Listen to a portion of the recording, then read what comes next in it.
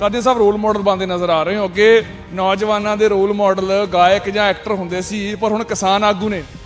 ਇਹ ਹੁਣ ਸਮੇਂ ਦੀ ਗੱਲ ਆ ਜੀ। ਲੜਾਈ ਆਪਾਂ ਵੱਟਾਂ ਤੋਂ ਲੈ ਕੇ ਸ਼ੁਰੂ ਕੀਤੀ ਆ, ਪਰ ਇਹ ਆਮ ਸਾਰੇ ਲੋਕਾਂ ਨੇ ਆਪਣੀ ਲੜਾਈ ਲੜੀ ਤਾਂ ਜੇ ਇੱਥੇ ਤੱਕ ਪਹੁੰਚੇ ਆ ਤਾਂ ਇਕੱਲੇ ਆਗੂਆਂ ਦਾ ਨਹੀਂ, ਲੋਕਾਂ ਦਾ ਵੀ ਬੜਾ ਸਥਾਨ ਆ ਜਿਨ੍ਹਾਂ ਨੇ ਇੱਥੇ ਲੰਗਰ ਲਾਏ। 32 ਇਕੱਠੇ ਕਿਵੇਂ ਹੋਏ? ਵੱਖ-ਵੱਖ ਜਿਹੜੀਆਂ ਕਿ ਕੋਈ ਗੱਲ ਇਹ ਆ ਵੀ ਕੋਈ ਨਾ ਕੋਈ ਜਥੇਬੰਦੀ ਕਿਸੇ ਨਾ ਕਿਸੇ ਵਿੱਚੋਂ ਨਿਕਲੀ ਆ, ਕਿਸੇ ਨਾਲ ਵਿਚਾਰਕ ਮਤਭੇਦ ਨਿਕਲੀ ਆ, ਉਹ ਇਕੱਠੀਆਂ ਕਿਵੇਂ ਹੋਈਆਂ, ਇੱਕ ਮੰਚ ਤੇ ਕਿਵੇਂ ਆਈ?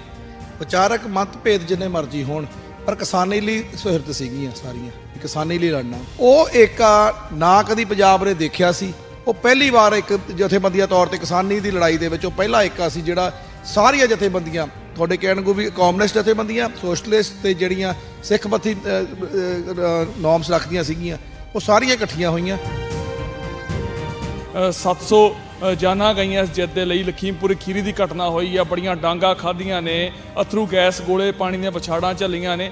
ਇਹ ਸਾਰੀਆਂ ਚੀਜ਼ਾਂ ਨੂੰ ਕਿਵੇਂ ਆਉਣ ਵਾਲੀ ਪੀੜ੍ਹੀ ਯਾਦ ਰੱਖੂਗੀ, ਤੁਸੀਂ ਕਿਵੇਂ ਯਾਦ ਰੱਖੋਗੇ? ਇੱਕੋ ਗੱਲ ਵੱਲ ਧਿਆਨ ਵੀ ਜੇ ਇਹ ਕਾਨੂੰਨ ਲੱਗ ਗਏ ਤੇ ਸਾਡੀਆਂ ਫਸਲਾਂ ਕਿਵੇਂ ਵਿਕਣਗੀਆਂ, ਸਾਡੀਆਂ ਅਗਲੀ ਨਸਲਾਂ ਇੱਥੇ ਰਹਿ ਸਕਣਗੀਆਂ ਜਾਂ ਨਹੀਂ ਰਹਿ ਸਕਣਗੀਆਂ। ਡਰ ਸਾਨੂੰ ਇੱਥੇ ਬਿਠਾ ਕੇ ਵੀ ਰੱਖਿਆ, ਇਹ ਡਰ ਨੇ ਸਾਨੂੰ ਜਿੱਤ ਵੀ ਪ੍ਰਾਪਤ ਕਰ ਦਿੱਤੀ।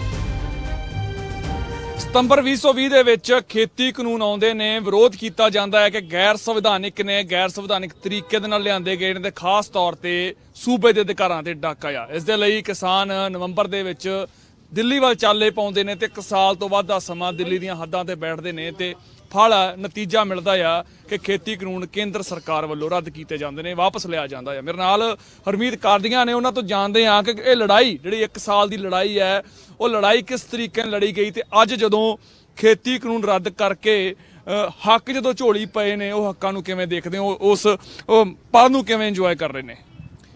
ਆਹ ਜਿਹੜਾ 3 ਕਾਨੂੰਨਾਂ ਦੀ ਗੱਲ ਹੈ, ਇਹ 5 ਜੂਨ ਨੂੰ ਆਰਡੀਨੈਂਸ ਜਦੋਂ ਜਾਰੀ ਹੁੰਦਾ, ਜਦ ਹੀ ਚਰਚਾ ਵਿੱਚ ਆਇਆ ਤੇ ਸਾਰੇ ਜਥੇਬੰਦੀਆਂ ਦੇ ਜਿਹੜੇ ਆਗੂ ਸੀ, ਮੈਨੂੰ ਐ ਲੱਗਦਾ ਵੀ ਉਦੋਂ ਹੀ ਉਹ ਸਟੱਡੀ ਕਰਕੇ ਜਿੱਦਣ ਉਹਨਾਂ ਦੇ ਪੇਪਰ ਪ੍ਰਿੰਟ ਕਢਾ ਕੇ ਬਾਹਰ ਕੱਢੇ ਤੇ ਉਹਨਾਂ ਨੂੰ ਐ ਲੱਗਿਆ ਵੀ ਇਹ ਤਾਂ ਬਹੁਤ ਵੱਡਾ ਜਿਹੜਾ ਪਿਛਲੇ ਸਮੇਂ ਤੋਂ ਹੀ ਲੱਗਦੇ ਸੀ, ਜਿਵੇਂ ਫਸਲੀ ਚੱਕਰ ਖਰੀਦਣ ਤੋਂ ਇਹ ਭੱਜ ਰਹੇ ਨੇ, ਜਿਹੜਾ MSP ਤੋਂ ਭੱਜ ਰਹੇ ਨੇ, ਇਹ FCI ਤੋਂ ਭੱਜ ਰਹੇ ਆ, ਸਰਕਾਰ ਭੱਜ ਰਹੀ ਹੈ, ਤਾਂ ਡਰ ਸੀ ਜਿਹੜਾ ਦਿਮਾਗ 'ਚ ਉਹ ਪੈ ਗਿਆ ਵੀ ਇਹ ਤਾਂ ਬਹੁਤ ਵੱਡਾ ਇੱਕ ਆਉਣ ਵਾਲੇ ਸਮੇਂ 'ਚ ਘਾਟਾ ਪੈ ਜਾਊਗਾ ਤੇ ਹਰ ਤਰ੍ਹਾਂ ਦਾ। ਤਾਂ ਉਦੋਂ COVID-19 ਦਾ ਦੌਰ ਚੱਲ ਰਿਹਾ ਸੀ, ਆਪਾਂ ਸਾਰੇ ਘਰਾਂ 'ਚ ਬੰਦ ਸੀ। ਉਹਦੇ ਵੇਲੇ ਇਹ ਕਾਨੂੰਨ ਲੈ ਕੇ ਆਉਣਾ ਇੱਕ ਸਮਾਂ ਹੀ ਬੜਾ ਗਲਤ ਸੀ। ਪਹਿਲਾਂ ਤਾਂ ਇਹ ਸ਼ੱਕ ਪੈਂਦਾ ਸੀ ਇਹ ਸਮੇਂ 'ਚ ਕਿਉਂ ਲੈ ਕੇ ਆਏ, ਜਦੋਂ ਘਰਾਂ 'ਚ ਬੈਠੇ ਆ। ਉਸ ਤੋਂ ਬਾਅਦ ਜਦੋਂ ਲੈ ਕੇ ਆਏ ਤਾਂ ਅਲੱਗ-ਅਲੱਗ ਤਰੀਕੇ ਨਾਲ ਜਥੇਬੰਦੀਆਂ ਆਪਣਾ ਰਿਵੋਲਟ ਕਰਨ ਲੱਗੀਆਂ। ਅਸੀਂ 8 ਤਰੀਕ ਨੂੰ ਜੁਲਾਈ ਨੂੰ ਜਦੋਂ ਮੀਟਿੰਗ ਕੀਤੀ ਤਾਂ ਫੈਸਲਾ ਹੋਇਆ ਵੀ ਇਹਦਾ ਵਿਰੋਧ ਕੀਤਾ ਜਾਊਗਾ, ਪਰ ਵਿਰੋਧ ਦੇ ਵਿੱਚ ਬਾਹਰ ਇਕੱਠੇ ਨਹੀਂ ਹੋਣ ਦਿੱਤਾ ਜਾਂਦਾ ਸੀ। ਤਾਂ ਅਸੀਂ ਬਾਈਕਸ ਦੇ ਉੱਤੇ 17 ਤਰੀਕ ਨੂੰ ਇਹਦਾ ਸਾਰੇ ਜ਼ਿਲ੍ਹਿਆਂ ਦੇ ਵਿੱਚ ਕਾਲੇ ਕੱਪੜੇ ਪਾ ਕੇ ਵੀ 3 ਕਾਲੇ ਕਾਨੂੰਨ 17 ਜੁਲਾਈ ਨੂੰ 3 ਕਾਲੇ ਕਾਨੂੰਨ ਤੌਰ ਤੇ ਇਹਦਾ ਅਸੀਂ ਵਿਰੋਧ ਕੀਤਾ। ਉਸ ਤੋਂ 21 ਤਰੀਕ ਨੂੰ ਹੀ ਰਾਜੇਵਾਲ ਸਾਹਿਬ ਨੇ ਆਪਣੇ ਟਰੈਕਟਰ ਮਾਰਚ ਕੱਢ ਕੇ ਇਹਦਾ ਵਿਰੋਧ ਕੀਤਾ ਵੀ ਇਹ 3 ਕਾਨੂੰਨ ਵਾਪਸ ਕਰਾਉਣੇ ਨੇ। ਤੇ ਅਲੱਗ-ਅਲੱਗ ਤਰੀਕੇ ਨਾਲ ਹਰ ਜ਼ਿਲ੍ਹੇ 'ਚੋਂ ਜਾਂ ਜ਼ਿਲ੍ਹਾ ਵਾਈਜ਼ ਜਿਹੜੀ ਜਥੇਬੰਦੀਆਂ ਸੀ ਉਹਨਾਂ ਨੂੰ ਸਮਝ ਲੱਗਣ ਲੱਗੀ ਤਾਂ ਉਹ ਆਪਣੇ ਜ਼ਿਲ੍ਹੇ 'ਚ ਇਹਦਾ ਵਿਰੋਧ ਕਰਨਾ ਸ਼ੁਰੂ ਹੋ ਗਏ। ਪਰ ਸਾਨੂੰ ਇੱਕ ਗੱਲ ਸਮਝ ਆ ਚੁੱਕੀ ਸੀ ਵੀ ਇਹ ਲੜਾਈ ਵੱਡੀ ਆ, ਕੱਲੀ ਜਥੇਬੰਦੀ ਇਹਦੀ ਲੜਾਈ ਲੜ ਨਹੀਂ ਸਕਦੀ। ਤਾਂ ਇੱਕ ਮਿੱਥ ਬਣਾ ਕੇ ਅਸੀਂ 6 ਜਥੇਬੰਦੀਆਂ ਆਲਮਗੀਰ ਸਾਹਿਬ ਗੁਰਦੁਆਰੇ 'ਚ ਇਕੱਠੀਆਂ ਹੋਈਆਂ ਸੀ ਤੇ ਉਹਦੇ ਵਿੱਚ ਅਸੀਂ ਹੋਰਾਂ ਨੂੰ ਵੀ ਵਿੱਚ ਲੈ ਕੇ ਆਉਣ ਦੀ ਕੋਸ਼ਿਸ਼ ਕੀਤੀ ਵੀ ਇਹ ਲੜਾਈ ਛੋਟੀ ਨਹੀਂ ਹੈ। ਸੀਨੀਅਰ C6 ਯੂਨੀਅਨ ਸੀਗੀਆਂ ਵੀ ਆਪਾਂ ਸਾਰਿਆਂ ਨੂੰ ਕਲੱਬ ਵਿੱਚ ਲੈ ਕੇ ਇਹ ਲੜਾਈ ਲੜੀਏ। ਇਹ ਲੜਾਈ ਸੈਂਟਰ ਸਰਕਾਰ ਦੇ ਉਲਟ ਲੜਨੀ ਪੈਣੀ ਹੈ। ਸੈਂਟਰ ਸਰਕਾਰ ਦੇ ਲਈ ਇਕਜੁੱਟ ਹੋਣਾ ਬਹੁਤ ਜ਼ਰੂਰੀ ਸੀ। 32 ਕਿਸਾਨ ਜਥੇਬੰਦੀਆਂ ਪਹਿਲਾਂ ਇਕੱਠੀਆਂ ਹੁੰਦੀਆਂ ਨੇ, ਫਿਰ ਹੌਲੀ-ਹੌਲੀ ਉਹ ਕਾਫਲਾ ਜਿਹੜਾ ਕਿ ਉਹ ਸੰਯੁਕਤ ਕਿਸਾਨ ਮੋਰਚਾ ਬਣਦਾ ਹੈ। ਲੜਾਈ 32 ਨੇ ਸ਼ੁਰੂਆਤ ਕੀਤੀ। ਉਹ 32 ਨੂੰ ਇਕੱਠਾ ਕਰਨਾ ਬਹੁਤ ਔਖਾ ਸੀ ਕਿਉਂਕਿ ਵਿਚਾਰਧਾਰਾਵਾਂ ਬਹੁਤ ਵੱਖਰੀਆਂ ਸੀ। ਖਾਸ ਤੌਰ ਤੇ ਇੱਕ ਮਿੱਥ ਕਹਿ ਦਈਏ ਜਾਂ ਇੱਕ ਬੜਾ ਕਰੜਾ ਜਿਹੜਾ ਵਿਰੋਧ ਕਰਦੇ ਨੇ ਕਾਮਰੇਡ ਜਾਂ ਸਿੱਖ ਆਪਸ ਦੇ ਵਿੱਚ ਉਹ ਲੜਦੇ ਨਜ਼ਰ ਆਏ। ਉਹ ਵਿਚਾਰਧਾਰਾਵਾਂ ਇੱਥੇ ਇਕੱਠੀਆਂ ਹੁੰਦੀਆਂ ਨਜ਼ਰ ਆਈਆਂ। ਸੋ 32 ਇਕੱਠੇ ਕਿਵੇਂ ਹੋਏ? ਵੱਖ-ਵੱਖ ਜਿਹੜੀਆਂ ਕਿ ਕੋਈ ਗੱਲ ਇਹ ਆ ਵੀ ਕੋਈ ਨਾ ਕੋਈ ਜਥੇਬੰਦੀ ਕਿਸੇ ਨਾ ਕਿਸੇ ਵਿੱਚੋਂ ਨਿਕਲੀ ਆ, ਕਿਸੇ ਨਾਲ ਵਿਚਾਰਕ ਮਤਭੇਦ ਨਿਕਲੀ ਆ, ਉਹ ਇਕੱਠੀਆਂ ਕਿਵੇਂ ਹੋਈਆਂ, ਇੱਕ ਮੰਚ ਤੇ ਕਿਵੇਂ ਆਈਆਂ? ਵਿਚਾਰਕ ਮਤਭੇਦ ਜਿੰਨੇ ਮਰਜ਼ੀ ਹੋਣ, ਪਰ ਕਿਸਾਨੀ ਲਈ ਸੁਹਿਰਦ ਸੀਗੀਆਂ ਸਾਰੀਆਂ ਵੀ ਕਿਸਾਨੀ ਲਈ ਲੜਨਾ। ਤਾਂ 14 ਤਰੀਕ ਨੂੰ ਜਦੋਂ 2 ਘੰਟੇ ਦਾ ਕਾਲ ਦਾ ਬੰਦ ਕੀਤਾ ਗਿਆ ਕਮਿਊਨਿਸਟ ਜਥੇਬੰਦੀਆਂ ਵੱਲੋਂ, ਸਾਡੇ ਵੱਲੋਂ 15 ਤਰੀਕ ਦਾ ਕਾਲ ਦਾ ਬੰਦ ਕੀਤਾ ਗਿਆ, 14 ਸਤੰਬਰ ਦਾ। ਤੇ ਜਦੋਂ ਕਾਲ ਦੀ ਬੰਦ ਕੀਤਾ ਗਿਆ ਤੇ ਉਹਨਾਂ ਨੇ 14 ਦਾ ਕੀਤਾ ਤੇ ਸਾਡੀ ਜਥੇਬੰਦੀਆਂ ਨੇ 15 ਤਰੀਕ ਦਾ ਬੰਦ ਕੀਤਾ ਤੇ ਮੁਕੰਮਲ 4 ਘੰਟੇ ਦਾ ਬੰਦ ਰਿਹਾ। ਤੇ ਉਸ ਤੋਂ ਬਾਅਦ ਉਹਨਾਂ ਦੇ ਦਿਮਾਗ 'ਚ ਵੀ ਸੋਚ ਨਹੀਂ ਆਈ ਤੇ ਕਿਤੇ ਨਾ ਕਿਤੇ ਸਾਡੇ ਦਿਮਾਗ 'ਚ ਵੀ ਸੋਚ ਨਹੀਂ ਆਈ ਤੇ ਕੁਝ ਕਿਸਾਨ ਆਗੂਆਂ ਦੇ ਫੋਨ ਆਏ ਵੀ ਆਪਾਂ ਅਲੱਗ-ਅਲੱਗ ਲੜ ਰਹੇ ਹਾਂ, ਤਰੀਕਾ ਅਲੱਗ-ਅਲੱਗ, ਜੇ ਇੱਕੋ ਦਿਨ ਕਰਦੇ ਵਾਧਾ ਹੋਣਾ ਸੀ, ਕਿਵੇਂ ਲੜਾਈ ਆਪਾਂ ਲੜੀਏ। ਤਾਂ 23 ਤਰੀਕ ਨੂੰ ਮੋਗਾ ਵਿੱਚ ਇੱਕ ਮੀਟਿੰਗ ਕੀਤੀ ਗਈ, ਜਿਹੜੀ ਇੱਕ ਕਾਮਰੇਡ ਜਥੇਬੰਦੀਆਂ ਸੀ, ਜੋ ਸੋਸ਼ਲਿਸਟ ਜਥੇਬੰਦੀਆਂ ਸਾਰੀਆਂ ਇਕੱਠੀਆਂ ਹੋਈਆਂ। ਉੱਥੇ ਬੈਠ ਕੇ ਗੱਲ ਬਣੀ ਵੀ ਇਹ ਲੜਾਈ ਆਪਾਂ ਇਕੱਠੇ ਲੜਾਂਗੇ। ਤੇ ਇਕੱਠਾ ਏਕਾ, ਉਹ ਏਕਾ ਨਾ ਕਦੀ ਪੰਜਾਬ ਨੇ ਦੇਖਿਆ ਸੀ। ਉਹ ਪਹਿਲੀ ਵਾਰ ਇੱਕ ਜਥੇਬੰਦੀਆਂ ਤੌਰ ਤੇ ਕਿਸਾਨੀ ਦੀ ਲੜਾਈ ਦੇ ਵਿੱਚ ਉਹ ਪਹਿਲਾ ਏਕਾ ਸੀ ਜਿਹੜਾ ਸਾਰੀਆਂ ਜਥੇਬੰਦੀਆਂ, ਤੁਹਾਡੇ ਕਹਿਣ ਨੂੰ ਵੀ ਕਮਿਊਨਿਸਟ ਜਥੇਬੰਦੀਆਂ, ਸੋਸ਼ਲਿਸਟ ਤੇ ਜਿਹੜੀਆਂ ਸਿੱਖ ਪੱਥੀ ਨੋਰਮਸ ਰੱਖਦੀਆਂ ਸੀਗੀਆਂ, ਉਹ ਸਾਰੀਆਂ ਇਕੱਠੀਆਂ ਹੋਈਆਂ। ਉਹਨਾਂ ਨੇ ਉੱਥੇ ਰੱਖ ਕੇ 25 ਤਰੀਕ ਦਾ ਬੰਦ ਰੱਖਿਆ, ਜਿਹੜਾ ਅੱਜ ਤੱਕ ਇਤਿਹਾਸਿਕ ਬੰਦ ਆ ਵੀ ਪੂਰਾ ਪੰਜਾਬ 25 ਤਰੀਕ ਨੂੰ ਬੰਦ ਰਿਹਾ। 80 ਦੇ ਦਹਾਕੇ 'ਚ ਵੀ ਉਹੋ ਜਿਹੇ ਬੰਦ ਨਹੀਂ ਹੋਏ ਜਿਹੋ ਜਿਹਾ ਉਹ 25 ਤਰੀਕ ਨੂੰ ਬੰਦ ਹੋਇਆ। ਉਹਦੇ ਤੋਂ ਸਾਨੂੰ ਇਹ ਲੱਗਿਆ ਵੀ ਇਹ ਲੜਾਈ ਲੋਕਾਂ ਨੇ ਸਮਝ ਆ ਗਈ ਆ ਤੇ ਆਪਾਂ ਇਹਨੂੰ ਲੜਾਈ ਨੂੰ ਅੱਗੇ ਲੈ ਕੇ ਜਾਈਏ। ਤੇ ਜਦੋਂ 27 ਤਰੀਕ ਦੀ ਮੀਟਿੰਗ ਚੰਡੀਗੜ੍ਹ ਹੁੰਦੀ ਆ ਤਾਂ ਅਗਲੇ ਫੈਸਲੇ ਲਿੱਤੇ ਜਾਂਦੇ ਆ ਵੀ 1 ਤਰੀਕ ਨੂੰ ਰੇਲਵੇ ਲਾਈਨਾਂ ਦੇ ਉੱਤੇ ਬੈਠ ਜਾਣਾ।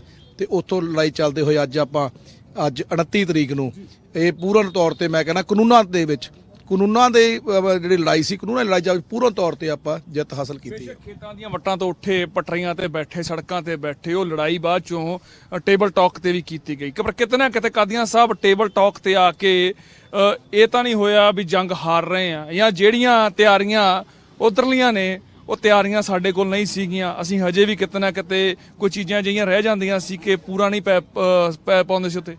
ਜਿਵੇਂ ਉਹ ਆਪਣੇ ਮੀਡੀਆ ਨੂੰ ਵਰਤ ਕੇ, ਮੈਂ ਕਹਿੰਦਾ ਵੀ ਮੈਂ ਤੁਹਾਨੂੰ ਨਹੀਂ ਕਹਿ ਰਿਹਾ, ਪੰਜਾਬੀ ਮੀਡੀਆ ਦਾ ਬਹੁਤ ਮਤ ਕੀਤੀ, ਨੈਸ਼ਨਲ ਮੀਡੀਆ ਨੂੰ ਵਰਤ ਕੇ ਇਹ ਦੱਸ ਰਹੇ ਸੀ ਵੀ ਕਿਸਾਨ ਅੜਪਣ ਨੇ, ਇਹਨਾਂ ਨੂੰ ਕਾਨੂੰਨਾਂ ਦਾ ਪਤਾ ਨਹੀਂ, ਇਹਨਾਂ ਦੇ ਫਾਇਦੇ ਦੇ ਕਾਨੂੰਨ ਨੇ, ਇਹਨਾਂ ਨੂੰ ਸਿਆਸੀ ਤੌਰ ਤੇ ਮਗਰੋਂ ਬੈਕਅਪ ਕੀਤਾ ਹੋਇਆ, ਜਾਣ ਕੇ ਸਾਡੇ ਉਲਟ ਇਹਨਾਂ ਨੇ ਖੜਾਇਆ ਕੀਤਾ ਹੋਇਆ। ਜਿਹੜਾ ਉਹਨਾਂ ਦੇ ਭੁਲੇਖੇ ਸੀਗੇ, ਉਹਨਾਂ ਨੇ ਹਰ ਤਰੀਕੇ ਦੇ ਭੁਲੇਖੇ ਵੀ ਹੋ ਸਕਦੇ ਆ, ਜਾਂ ਜਾਣ ਕੇ ਸਾਡੇ ਉਲਟ ਆਵਾਜ਼ ਉਹਨਾਂ ਨੇ ਉਠਾਉਣ ਦੀ ਕੋਸ਼ਿਸ਼ ਕੀਤੀ।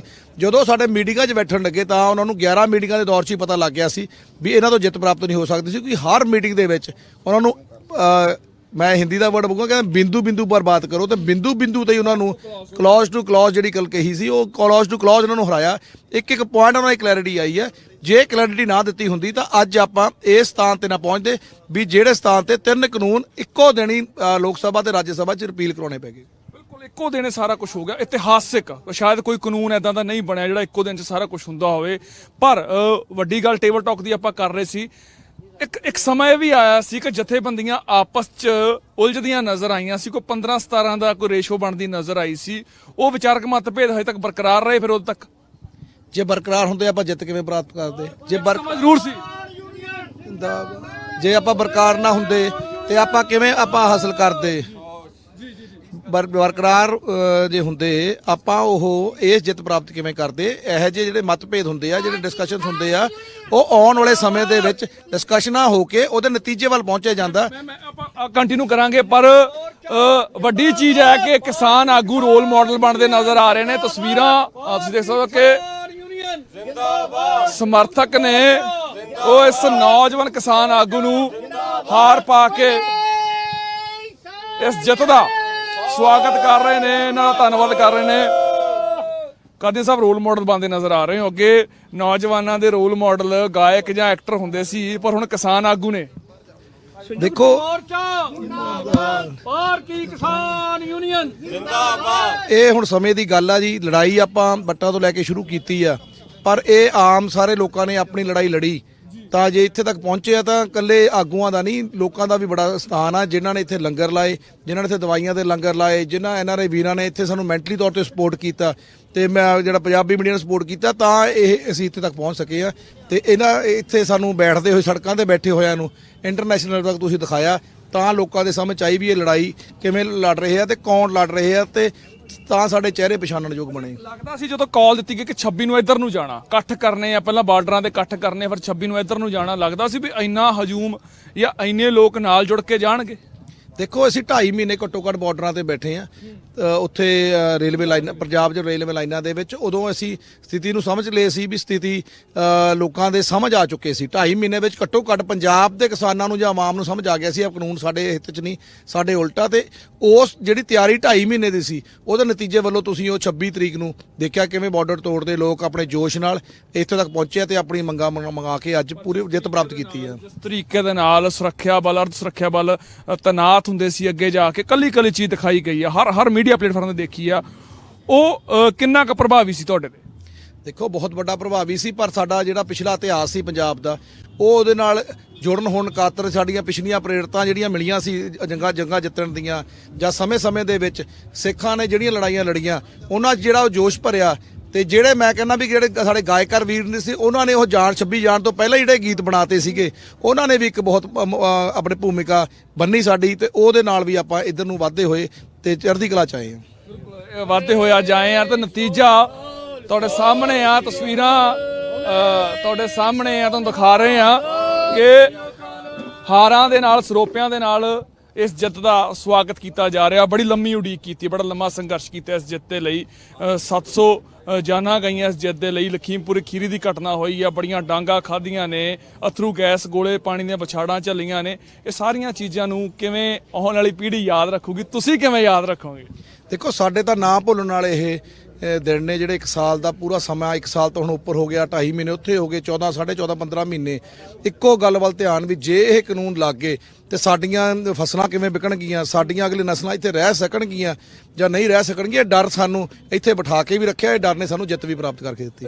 ਬਹੁਤ ਸੰਮਤੀ ਤੇ ਸਰਬਸੰਮਤੀ 'ਚ ਫਰਕ ਹੁੰਦਾ ਹੈ।